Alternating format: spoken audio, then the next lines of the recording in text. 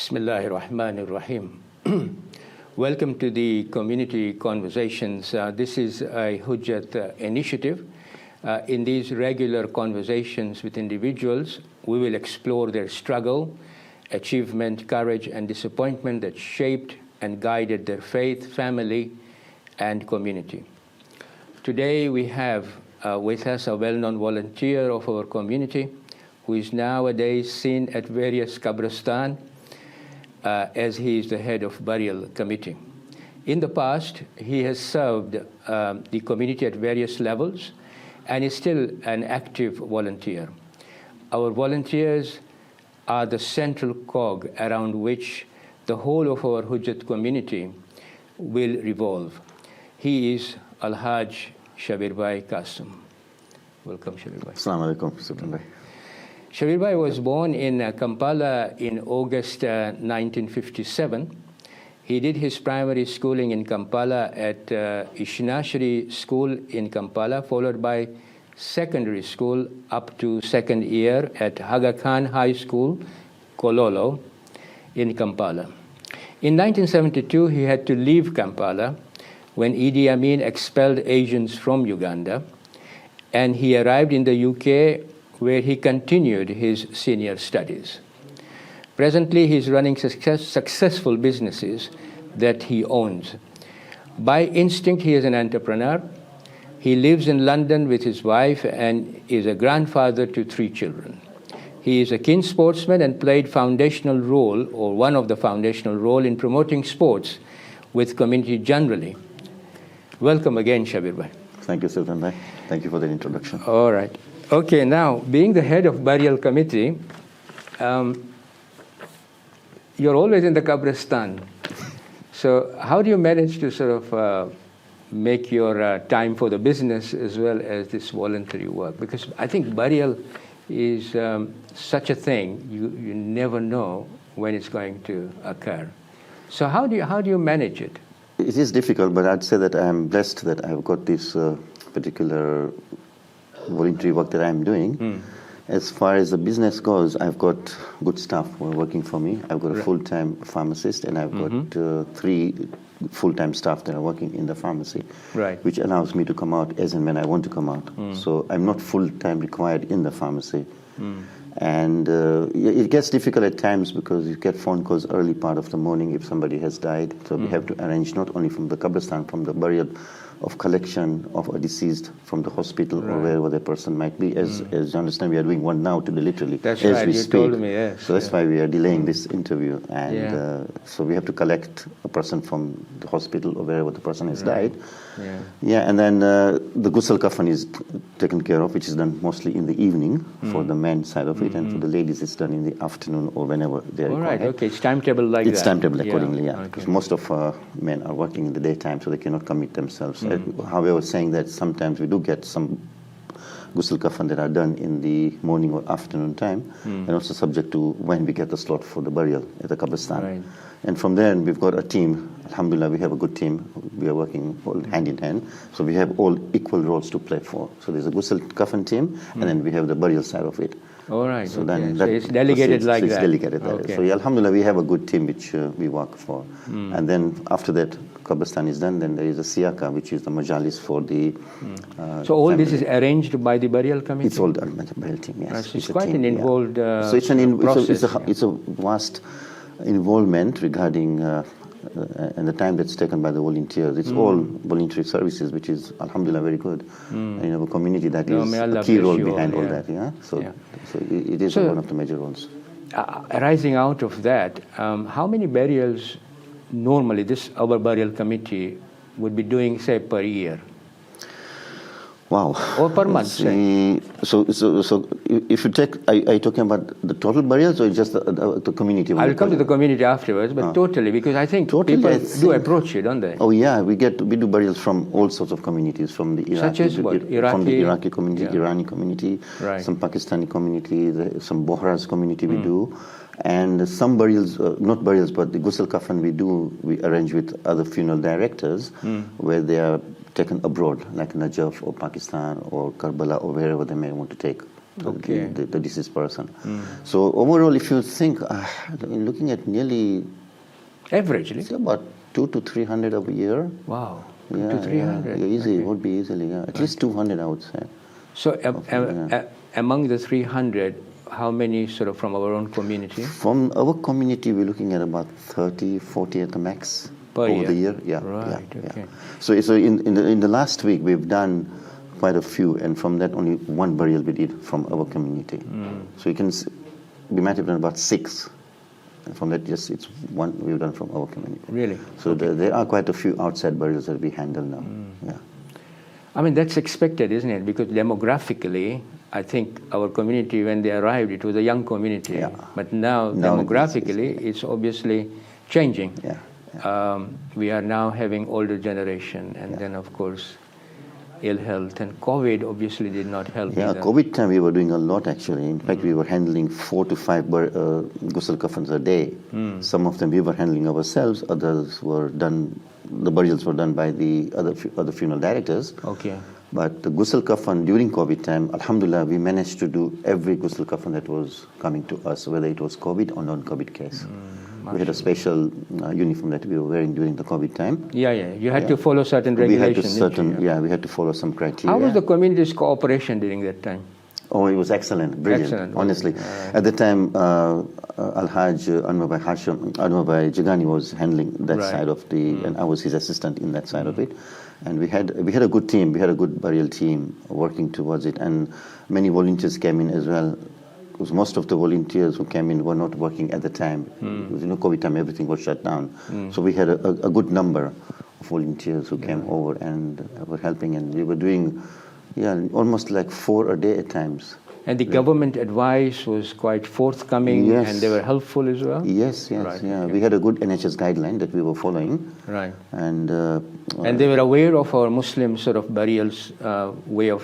Yes. Okay. Yes, we had an NHS guideline that we were following. The protocol had to be followed. That we had to wear the full PPE, gloves, and the full works basically. There were no issues as far as our process was concerned and their guidelines. Absolutely nothing. No. We were following the government guidelines as far as we were concerned. Coming to our own community, I mean, as I understand it, we have 4 Kabrastans. Yeah. One in Carpenter, Northwood, Watford, and Brookwood.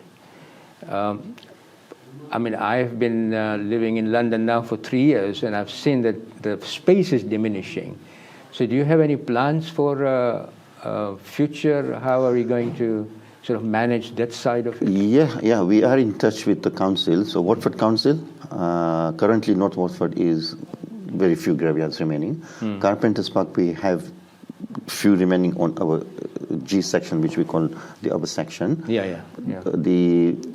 The government, the local council has given us extra graves. This is in Carpenter. This is in Carpenter's Park, where there is an H section, which is about 200 graves currently. Okay, right. And if you double it with 2 burials. Oh, so that's another interesting... Approximately 4, but that's for the mixed Muslim now. Yeah. They're not going to give us a separate Shia or a separate other Muslim. So that section will be a mixed Muslim? It's a mixed Muslim. At the moment, we have a very exclusive... Exactly, Okay. So there is that one.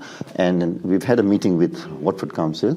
They are looking into providing some extra graveyards as well. Right. And that, again, will be for mixed Muslim. They're not going to give us a separate So now section. That's a trend? Yeah, that's a trend. Right. That's a new trend. So we are in touch with the councils. Yeah. And we're looking into more graves. Inshallah, we will be able to get some more. Inshallah. Yeah. Talk to us about we started with your business, so we'll come to it, but at the moment, what business are you running? Currently, I've got a pharmacy, a retail pharmacy here in UK and Bushi. Yeah. And I've got some pharmacy wholesalers in Uganda and Tanzania. Okay, right.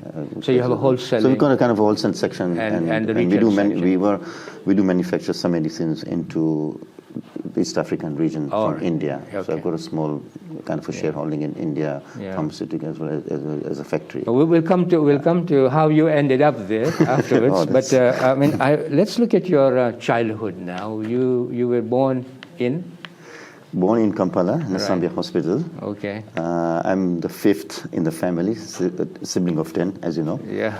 I'm Big elder family. than I'm 9 months, 11 months elder than Nasim. Right. So I'm born 30th of August 57. Right. Nasim is 1st August 58. Oh, right, okay. So very little very difference close between the brother-sister relationship. Yeah, so we have a good bonding between the families. So I'm in the 5th, so we've of the 10.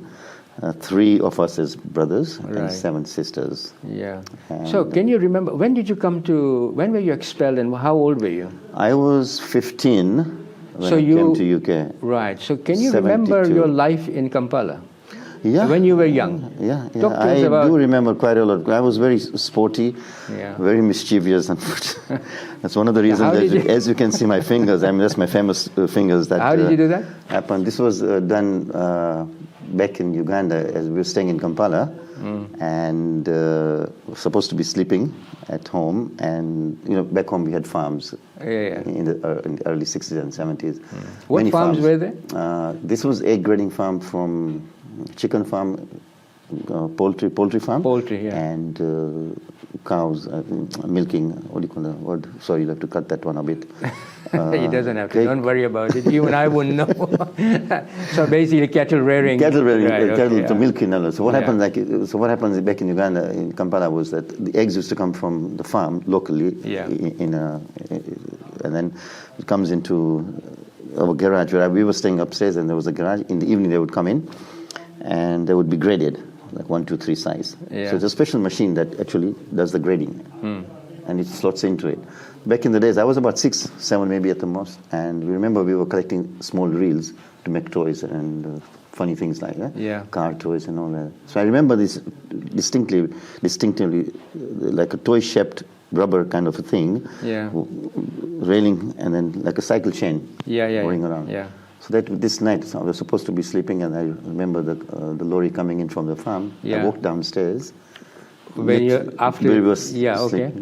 I go down there. The door is half open. I picked up one of the reels, and it's moving along towards like a chain reaction, and like a little spikes. And that's where he caught up. And oh my. And, so it must be very painful. I don't remember, the pain was so fast it happened. All right, okay. At that time, my uncles were behind us. No, I was fine. All right, okay. The fingers just went out, that's it. Yeah. And so you had to live with it, no? I'm living with it. This is my famous 2 fingers, which I keep telling everyone that. My only Nishani from Uganda, right? We can recognize you from there. Yeah, that's it. Okay, so what was the life like? Community life, your family life? Community was good. I was quite sporty. Used to play a lot of sports. Tennis was my main sport at the time. Mom and dad really encouraged us to play a lot of sports. What did dad do then? We had like farms and other properties, and we had also general stores, like grocery stores, and few properties, Right. But mainly it was farming.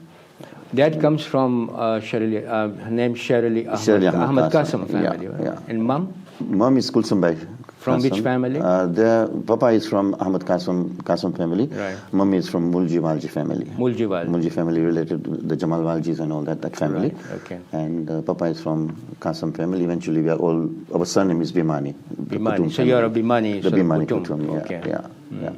So life was good. Life was good, and Dad always encouraged sports. And I was playing a lot of squash as well at the time. Tennis was my main sport, and went into squash. By the time we kind of were into sports, and 72 came along, and at no time we were So do you remember when he made a declaration, Idi Amin, that all the Asians have to be go? Yeah, I do remember. Do you remember what was the day like? What were you all doing? What the family felt at the time when they heard this? Well, when we heard about this incident that he was expelling the Asians, we all took it as a joke. Right. We didn't think it was serious. It was like, Yeah, you never expected. You never expect this is going to be serious. This was in August, I think. Or was it before that? Excuse me. No, it was not in August. It was before that. And then in August, he made a serious deadline. In 3 months, we have to leave. Right. Everyone, all Asians have to leave. And at that time, I think the Asians kind of realized that this is serious. This is serious. This is not something that is playing around. So talk to me, Shabbir,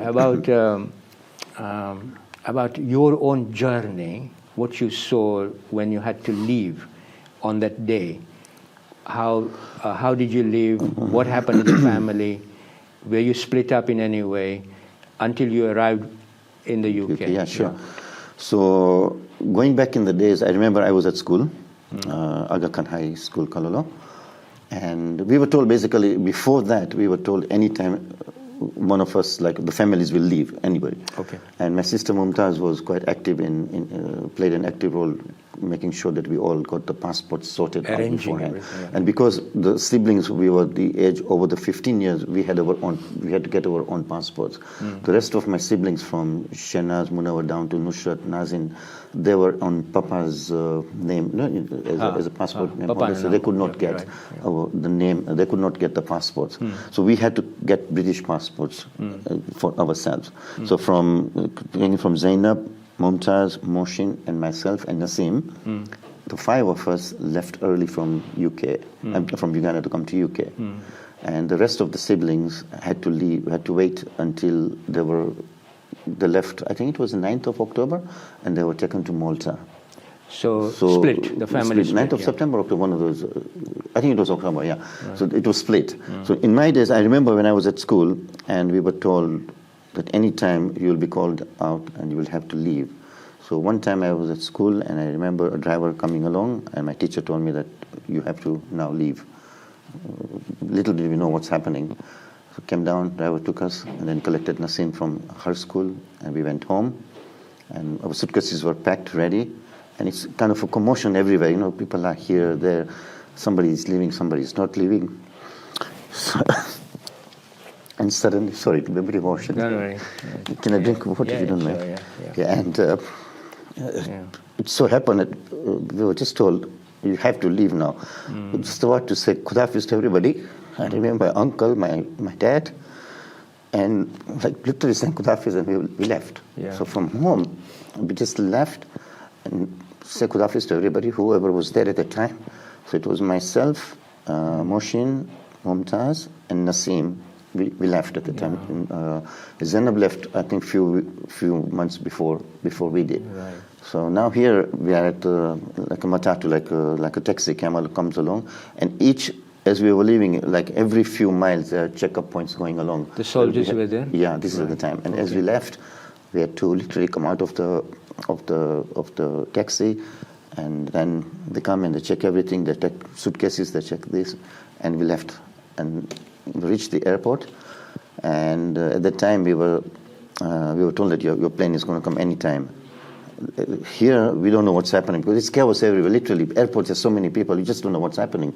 Nobody tells us okay, you are next or you're next. So you're just sitting at the airport, waiting for the plane to come or arrive. So many planes came along, and then we were told that you'll be the next one in the line.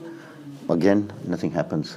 So 3 nights, literally 3 days, we are at the airport, sitting and waiting for the plane to arrive, for us to be taken away as refugees. Where we are going, all we were told is we are going to London. That's all we know, nothing else. So overnight, from where you were, you just ended up with suitcase? Literally. I mean, just gone. We thought we were just going away as a temporary sort, just for safety reasons. On the way, we saw so many shootings going on, coming from school. So was it frightening, Shabbir? Very frightening. Okay. So during the time when Papa had businesses, so we had to go and collect sometimes, for funding from A to B, and we would be followed by army people, literally with guns along. So it was a scary event, and many times we've seen shootings going along. We hear people being killed and were taken away and thrown into the rivers.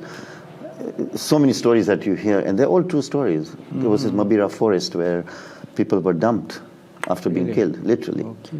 And you hear about these things. It was scary. It's so difficult to explain at this time because it's been so many years, so the memories were there, but as we are talking now, it comes back into me. The flashes come back into me, and I realize, we were so fortunate and really so lucky to be alive and brought into UK. At that time, we didn't know. And as we left... go on. So as we left UK, we are here in UK now, 3 days later, and funny enough, the airport, we reached the airport and they said the exit stamp, I think it was 30th of September, landing into UK, 2nd of October. So he's saying, how is that possible? You came by plane or you came by ship? If you flew, how did you? Then we had to explain to them, this is what happened. So they understood. Okay. Yeah. So this was retrospectively you had to. So. Yeah. Okay, so now you were accompanied by no one, I think, no adult, no? No adult, no. We were just the four. The eldest was Mumtaz at the time. How old was she then?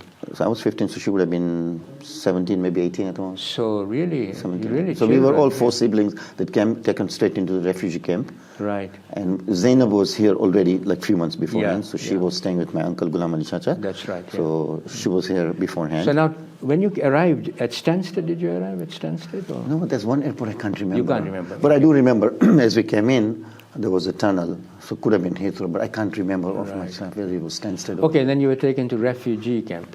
Now, what was the experience Leamington Spa, there was a refugee camp. It was known as Gaydon Resettlement Camp. Okay. Over there, we met quite a few of our Ithna-Asheris and Asians who were already there. Do you remember anyone that you met? Ithna-Asheri? Oh my God. Oh, difficult. That's difficult to know at this very moment. Yeah. But there were quite a few that, oh my God, Assalamu alaikum, like, you just kind of. That's right, and that gave you a little bit of a solace, yeah? Yeah, and then in my case, what happened, my suitcase was lost. It never came in. Right. So I'm without any clothes now. Just so whatever I'm wearing is what I'm wearing. Right, okay. So there was, so once they found out there was no clothes or whatever, anyway, what I'm wearing, they'd already, the volunteers of the refugee camp had already set up a store where you would go and collect your warm clothes and whatever you needed to be done, right? Yeah. So we went and we collected. So you clothes. got the clothes out. Whatever we needed, gloves and jumpers and overcoat or whatever. And then there was a guy that I became very close to. His name was John from the ambulance company, St. John's Ambulance. Right. So he found out about this case that I don't have any clothes. He took me shopping at the town in the center in Leamington. Right. And he said, go buy whatever you want to buy.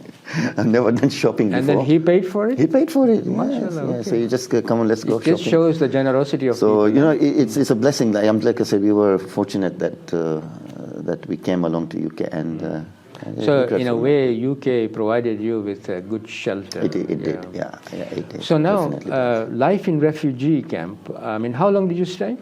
We were there for about just under 3 weeks. Under 3 weeks. Under 3 weeks. Okay, yeah. And then say what happened. So in 3 weeks' time, like we're already into voluntary services from then only. We are serving behind the and washing dishes. All four of us literally got into serving food for other refugees because people kept coming in. Right. So you were volunteering. So we were just there literally. All of us literally started serving. So all of us are in one big room, and then there was shared bathroom and toilets and all that. But we were looked after for sure. Right. And then Ghulam Ali Chacha came along, and by this time now it's 2 weeks we are there, and we heard that our parents and mom and dad have, with the other siblings, have now moved from Uganda to Malta. Right. For us, we have no idea what Malta is. Malta is now we're calling Malta. At that time, we said Malta. so we're looking at the map. At that time, we have this chart, the world map. So we're talking to the guys. I said, can you please explain to us where Malta is?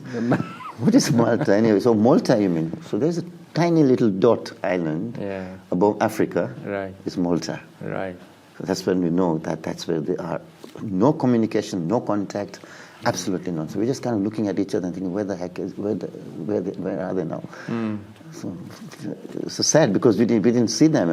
We don't know where they were. And eventually Ghulam Chacha told us they're safe because he got some communication that they have reached at one of the army camps in Malta, where if you want to know more about it, from Munna, Shenaz, or any one of the other siblings would be able to give you more information. But just briefly, in Malta, they were received by refugee people there as well? They were refugee, and they were looked after? They were looked after there, yes. Okay, now let's turn to your own journey. You came out of the refugee, you were 15, you pursued your education, presumably. Where did you come to then? After by this time now, Ghulam Ali Chacha had found a small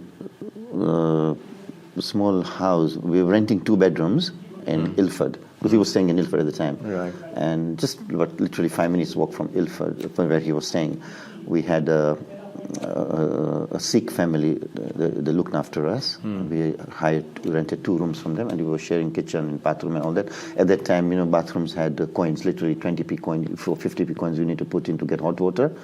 All right, and okay. So each time, you go to tell him, look, we want to have a bath now, so we will put money in there, turn the knobs along. And then go and have and go and have a shower. And sometimes you realize the water is cold. You have to wait until somebody puts more money in there. Yeah. So these kind of things we went through. But it was nice. I mean, the family was really together. nice. That's important. But, the human touch was there. You could see the family is good. And sometimes it's our turn to cook food there. It's my turn. We all learned how to cook. Right.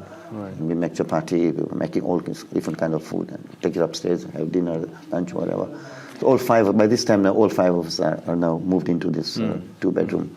And Zainab also? Zainab also, okay, yeah. Right. The fortunate part was Zainab was working, and she had found a job in the bank. So she brought in the money. So she brought in the money, and between myself, Moshin, and we were doing kind of bicycle, paper rounds at that time. All the shops, the tobacco shops had morning paper rounds. So Moshin was doing the morning early rounds, and I used to do the evening early rounds to bring in some money. Right. And from then along, alhamdulillah, we are where we are today. Gradually we moved in. And So you then pursued your secondary education? I did my secondary with Nasim, Moshin, Mumtaz. All of us were in the same school, Wanstead High School. Wanstead High School. So you were in Essex? So we were in Essex and Ilford at the time. Right, When okay. we moved in, right? So that was the nearest school, and we all got a place there, and we started our education there. And so now, what happened with your education then in that case? My education, how did you pursue your education? By this time with now. working as well, I take it. Working as well as education. Yeah. So what happened then was to get extra income. I used to work at my uncle's shop, Nurali Uncle, Marhum Nurali Chacha. He had a shop in Billerica in Essex. So I used to do my Saturday work there, and some evenings if I had to go. To help out. Got some idea of how business is working. Also, you began to learn business. I learned, he taught me quite a lot into how the business part works. So sometimes helping with cash and carry, and Saturday used to be my working day there. And then 2 years I think I studied in secondary education. I did my O-levels, and as we were going to the first year of A-levels, I was interested in computers then. So there were about 3 of us students. At the time, computer was hardly known. We had this big NEC, big giant computers. Right, But you were interested it was not a known thing, but I was keen in computers then. And by this time now, we are trying to get our parents and the rest of the family into UK. And here the government was saying that we cannot have parents coming into UK. We have to move to. I missed on. From Malta, they moved into Norway. Oh, right. So they're settled in Norway now. Right. So. But they wanted to come here. They wanted to come here. So the government here told us that we should be going where the parents are, not the other way around. All right. But Mumtaz being in the politics, and she was keen into it, so we had some lobby locally put in a lobby, and there was this Ian Martin at the time. I think he helped us a lot bringing in the lobby and made sure that the parents come in here and not the other way around. So they managed to then. So with the help of some local council, we managed to bring the parents here, but on a condition that they would not be supported by the government. All right. Okay. That would have to be literally supported with the family. By the family. By the family, which we agreed. And now here, Nurali Chacha and I, we had a discussion, and he said, Nurali Chacha told me that, look, if your parents come in with the family, we'll need to buy a business. Because there is no way you can support, the government is not going to support you guys. Right. So what are your plans? What do you think? If we buy a shop, would you be able to run it? So I said, I don't mind. I mean, if it comes to that, then I will do it. So at that time now, we were looking for a business, and we managed to get a shop in Romford. Right. That was a tobacco shop. That was near the Old Church Hospital? It was opposite Old Church Hospital, So by this time now, with the help of Ghulam Ali Chacha's help with remortgaging the house, some finance. So the funding was created for buying of. And then by this time we had other families in Essex like Marhum Ladu Jafar. They already had a business. So with a little bit of helping hand around the community, we managed to get a shop in Romford in Essex. Right. And that's when I stopped my studies. And so I was in the first year of A-levels and I stopped, and I straight away moved in.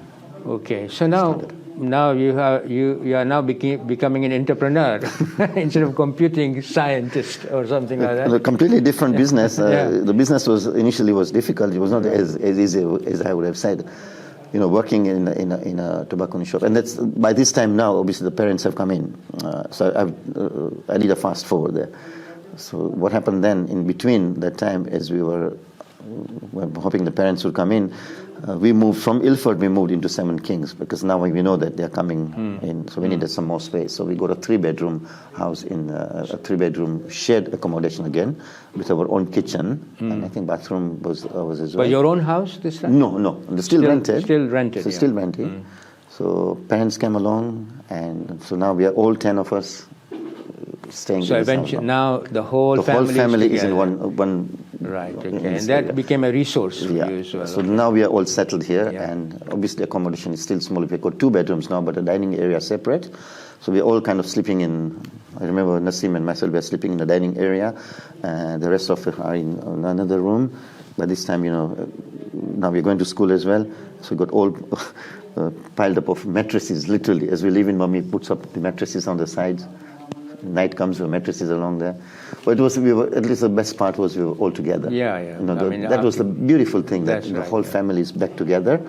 And I remember very distinctly as the parents came in, I don't know who brought them at home from the airport. They came in, I opened the door, and I see Nusrat and Nazneen. When I left them last, they were like literally this much. And I'm looking at them, height is like, oh God. Good. So now I think different scenario. Yeah. So I want to pursue a little bit of business, and then I want to come back to your life in Essex. So business-wise, then you sort of transformed from being a shop into then wholesaling and then yeah. So what happened now in 1975, if I'm not mistaken, we bought the shop in Romford. By this time now, you're kind of eager to buy something else as well, because now you've got the business. Papa came in and he's working in the shop as well. And now we're kind of comfortable that he's in the shop. And my sisters, like Shenaz and the rest of the other siblings, kind of helped us with the business motion and all. So by this time now, we were looking for expansion. So we bought a shop in Brentwood, which is a post office. Yes. Post office combined with groceries as well, where my uncle, Hussaini uncle, and he moved in as well. Yeah. So that was our second shop there. So between Romford and Brentwood, I would commute. Okay. I would open the shop in Romford, and I would go to Brentwood and help my uncle there. So kind of we had now 2 businesses running at the same time. And then that went into what you are now, or you had a... No, in between I've gone through... Quite a few. Okay, I don't want to go through all that, but I think all those was experience for you. This experience was great. So this initial experience actually gave you a lot of courage to then move forward. Then you kind of get when we had a sports shop in between. Then I had another stationary tobacconist wholesaler shop in between. Then I moved to Uganda in between. So it's all a stage that it encourages you to do. That's right. Whatever you want to do in business. And would you say that in your life as a businessman, that you instinctively would know when to take a risk and when not to take a risk? Yes. That comes naturally. That comes naturally. Then you want to take a chance, right? Excuse me. All right. I want to now pursue. You mentioned post office in Brentwood. And as you know, that in 1978, we formed what is known now as Shia Ithna-Asheri Jamaat of Essex. We had a huge discussion on whether to take a word Khoja or not. I remember that, yes. We used to have a meeting in the Cope Hall and all that. Yeah. But I think your post office played quite a unique role. Yeah. Because we used to meet regularly there at one time, and we used to have our constitutional meetings there. Yes. And then the first election took place even at your place. Yes, So talk to us about your experience of Essex Jamaat and your family's role in that. 78 was the time when we bought Brentwood shop. And at that time, as we buy shop or house or whatever, we always have majalises. That's right. So with the family, we sat and we discussed that we have a majlis and looked in the Essex area, Kent. And we found out that there were about 40 odd families within the area staying in Essex. And up in your family was there as well. We were in Chelmsford. Ithna-Asheri was there. And the Jaffer family, Mauji family. There were a lot of families were living in Essex. And during that time, Hammersmith wasn't there. Hammersmith was there. Oh, Hammersmith was there. Hammersmith, because Stanmore was not there. We used to go for our majalis in Hammersmith at that time. So traveling distance coming from Ilford, when we were staying in Ilford, all the way to Hammersmith and back again. By the time you come home at night, it's late and whatever. So I don't know how the wording came along that we should form the Essex Jamaat, but when we had 40 families in around Essex and Kent, we had a majalis at that time. I'm not sure what it was, Marhum Ithna-Asheri, who recited that majlis or not, I'm not too sure. He recited them. Yeah, if you remember, I think he was there. And then we he used to recite majalis. He was a regular reciter. We used to go to his house to some of the majalis as well. And it came along, maybe you might enlighten there how we actually said that, look, we have so many families, we need to form a Jamaat here, rather than us going elsewhere. That's right. So the foundation of Essex Jamaat, which is known now as the Sheikh Nashr of Essex, was in Brentwood in Essex. That's right. That was a place where we met. At the big hall, we remember. That's right. So, and also we met at Jafar Asaria's house to decide we should form a Jamaat. So this in is 1978. 78. This was when it was done. And then there was in the shop, underneath there was a basement there. That's right, a nice big basement. So we decided, look, if we can have regular majalises, then we can use this basement for the gents, and the ladies would be in that big hall that we used to sit and have the majalises. So this is how we kind of used to have Muharram majalises there, where Mullah Asghar came for the majlis. That's right. And I think Firoz Haider as well, if I'm not mistaken, because I remember him collecting from Hammersmith one time and bringing him back again. So we had quite a few prominent leaders and speakers who came in to do majalis. And we had quite a crowd as well. We used to have a number of crowd. About 100 to 200. Yeah, and here, if I'm not, Maulana Kalbi Abbas played a very major role in Essex. Earlier period. And you know, the support I had from mom and dad, especially mom,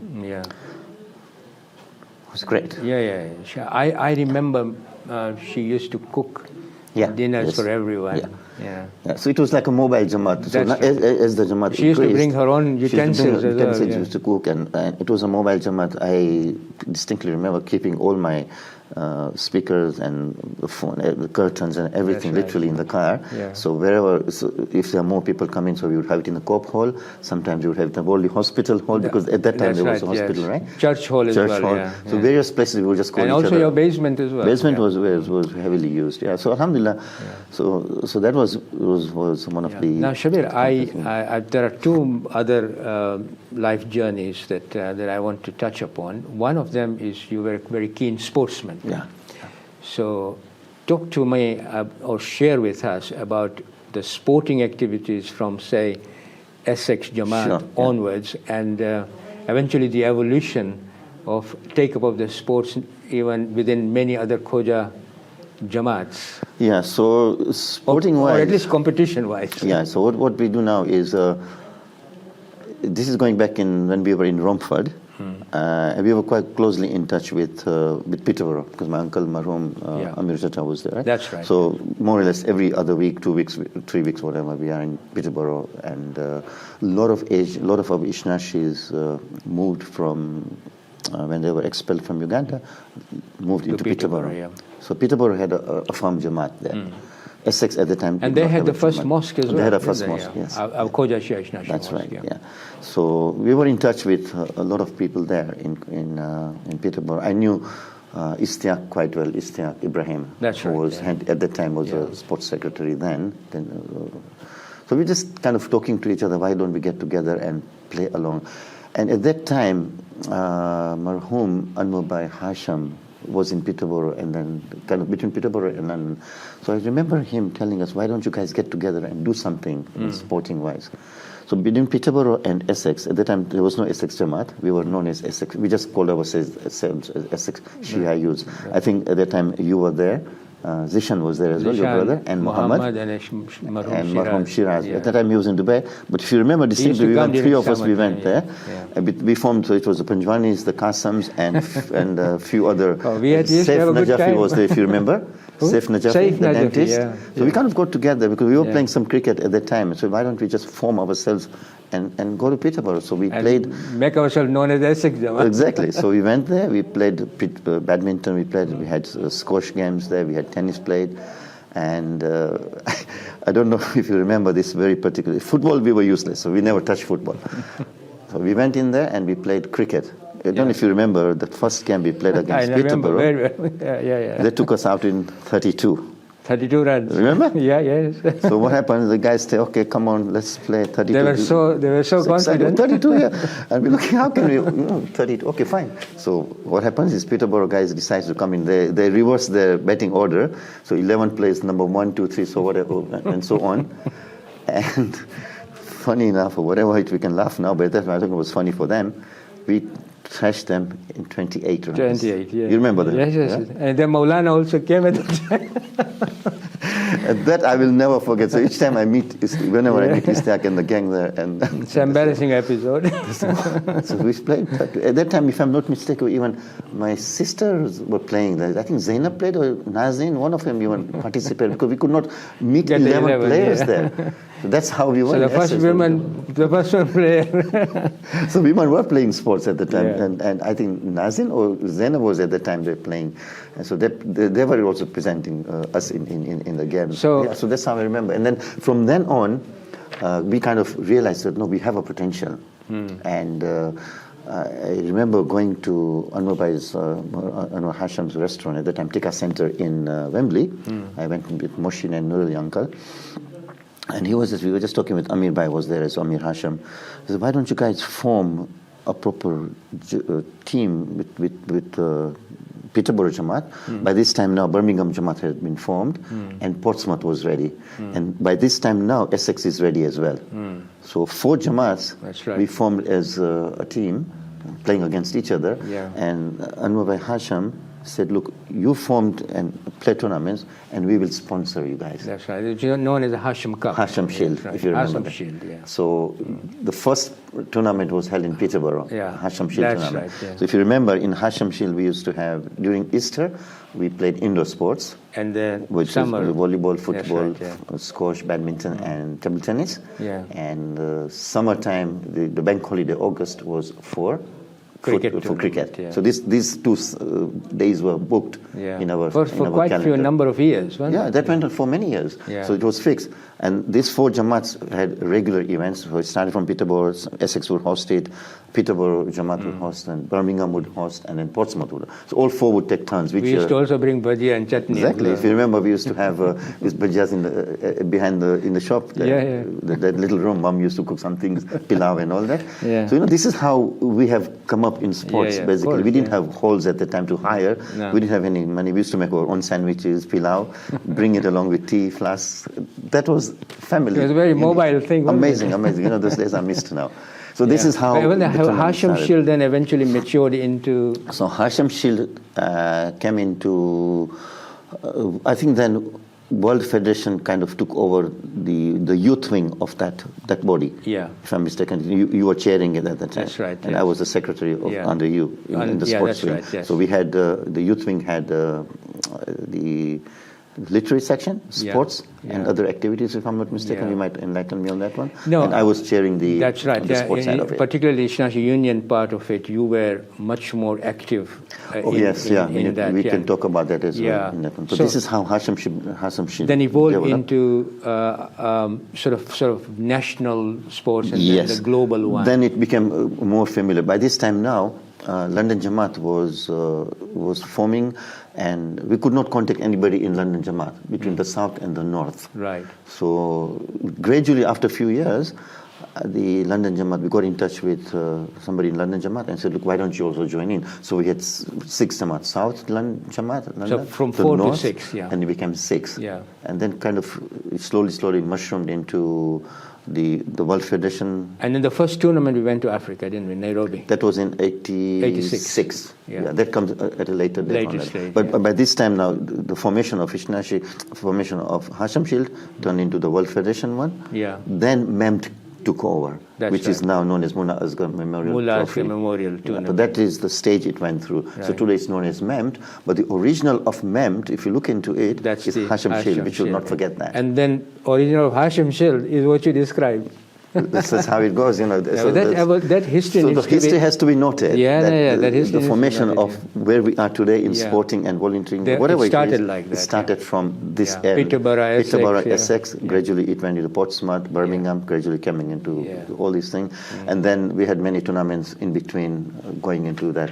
So coming into into Ithna-Asheri Union, Yeah. Ithna-Asheri Union was formed, the Stanmore was bought in 1984. So soon after that, we had an election of Ithna-Asheri Union. At that time, I had just moved from Essex to Stanmore. Yeah. Because we were in Essex, moved to Stanmore in Kingsbury at the time. And then the idea of moving in was because of the community being here. And Ithna-Asheri Union was formed, and I stood... Kassam Manji was the secretary. Kassam Manji was the chairman of Ithna-Asheri Union. So there was an election of Ithna-Asheri Union. Yeah. Kassam Manji became the chairman of Ithna-Asheri Union. Yeah. And you were the secretary. I was the secretary of the sports, yeah. the sports side of it. Because under Ithna-Asheri Ithna-Asheri Union, there were quite a few there were other, 3 yeah. sections. One was voluntary side, And one one was was- sports, and one was literary, yeah. So I was chairing the sports section of it. Then Marhum Mushtaq Fazal was voluntary side, and Muhammad Bakar Bandali, who is now, I think he's in Milton Keynes, I'm not sure where he was on the literary side. So Ithna-Asheri Union chairman automatically is in EC. So if we had any issues, we need to discuss with Kassam Bhai, the chairman of that level. And then it goes up. And then it goes further up. So there was a good hierarchy. So we had a good voluntary section, we had a good everything, whatever needed to be done, Ithna-Asheri Union would But take also care a of it. hierarchy where the community can back Exactly. you. Yeah. So we don't directly deal with the EC. We have got a hierarchy here, right, yeah. and the unity we had at the time was amazing. Whatever needs to be done, working wise, we were all together in the whole section there, complete. Now, Shabbir, I think the time is coming. But I have one thing. I thought the hour was too long. It's almost there now. Yeah. So one more thing I want to talk about, and then your thoughts on this. Now, you are a volunteer you have been volunteering for a long period of time, since I know you. Alhamdulillah, thank you. And very active in the kitchen, in the burial, wherever you are needed. Let's talk to Shabbir. and then, of course, Shabbir, what I want to ask you is, what motivates you to be a volunteer? I don't know. It's a difficult question to answer, honestly. I just love doing what I'm doing, and I'm blessed. I just feel that... it's in your blood, would you say? It probably is. And all I can say is, I just thank my parents for where I am today. Yeah. Well, mashallah. Because, and then they have... If it was not for them and the encouragement that Papa and Mommy gave us as we were growing up... Yeah. And I think your mom was also a very central core. She was a pillar, she was a pillar. If you remember back in the days in Brentwood and in Essex, how she was volunteering, you could just see that maybe it's part that continuation of the journey has taken that. I don't know. It's difficult. What I remember about your mom was that whoever comes home would not go out without eating. That goes without saying. And even with Dad, if you remember back in the days in Kampala, in the afternoon, because the lunch was the main thing there. Right. You'd always see somebody from wherever it may be, from Masindi, Mwanza, any local lunch, He would bring people in. So maybe that's part of it that's coming in, and all my brothers are into it as well, like Muna, Moshin, they're both into voluntary. Yeah. So finally, have you got any word of wisdom to impart to the community or to the leadership from your own experience that what you see is the future challenges in the community that we should take note of, or anything that comes to your mind? I mean, I know I've placed you in a bit of an awkward position there, but if you have anything that you want to say this is... I think the best part in this, I would probably say, is any leader who comes into the leadership has to be sincere at work, basically. I feel that the leadership should be from the ground level. Right. So the person who takes the lead has to know the voluntary side first. What it takes to be a volunteer, then you move into a leadership. Right. Because then that person would know how difficulty or how easy it is to be in that situation. He has to sort of be graduated like that. Right. Rather than moving into a straight leadership and not knowing what is happening at the grassroots level, does not, you can't kind of see what's happening in there. And I've seen it many times within our leadership here in Stanmore, that there have been some leaders who have moved straight into the leadership role, and when you talk to them about the grassroots, what's happening down at the bottom level, they're not aware of it. They're not aware of what's happening, and this kind of makes it a bit difficult to communicate with that kind of a leader. So it's important to have that leader. I think that's a very positive, constructive suggestion that you have made. And I think, thank you very much, Shabbir. It was very interesting. It was nice, thank you. Thank you. It was very interesting in the sense that, you had difficult times. We had, and you went through quite a difficult episodes in your life, which shaped you in many ways. Yeah. And also, I think the religion, the faith, parental influences, and of course the tough times that you had coming out from Uganda into, and even in UK, you and the family had a tough period. We've gone through a lot. I mean, coming out from, especially mentioning coming out from Uganda without any source of funds, like, we were literally penniless when we came here. Right, nothing at all in our pocket. But this is all the barakah of the tawfiqat of Allah subhanahu wa ta'ala. And I think on that note, I'm sure our audiences would have really learned a lot from your life journey, and inshallah. And I think I have to mention that part of your family, like Mohsin, is still very Munawwar, Mohsin, Mushtaq, your uncle, and your auntie Tahira. They are all very much involved, and in that sense, I think a lot of people will be inspired from what you guys do. Till next time, I think, Khuda Hafiz. And I hope you all enjoyed this particular talk. Assalamu alaikum wa rahmatullahi wa barakatuh.